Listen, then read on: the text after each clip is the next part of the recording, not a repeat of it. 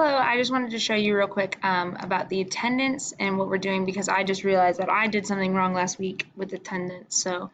And I think a lot of teachers are doing it because I had a lot of kids being like, what the heck, I've been marked absent for like all these classes.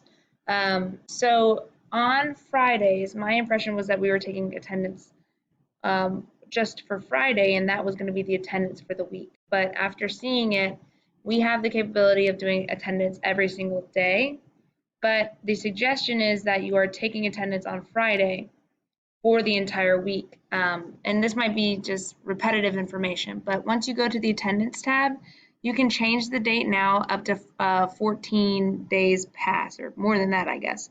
But you can go to different days. Like I took attendance for Friday, but I forgot to go back and do attendance for the 19th and the 20th. So a lot of kids of mine are messaging me about attendance for the 19th and the 20th.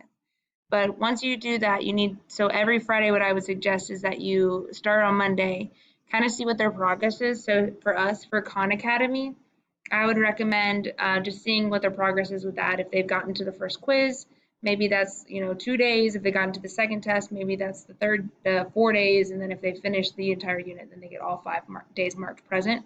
But you'll need to click every single day and do attendance for every single day. So the recommendation is that you do it on Friday because that's when our assignment is due. But from there, you need to make sure that you mark them for every day, or else it's going to mark them absent for those days, and then kids are going to get messages, and then they're going to message you. So let me know if you have any questions about this. I just wanted to make sure that you saw this because I was doing it wrong. So I figured if I'm doing it wrong, maybe somebody else might be. So just to clarify, hope you guys are doing good.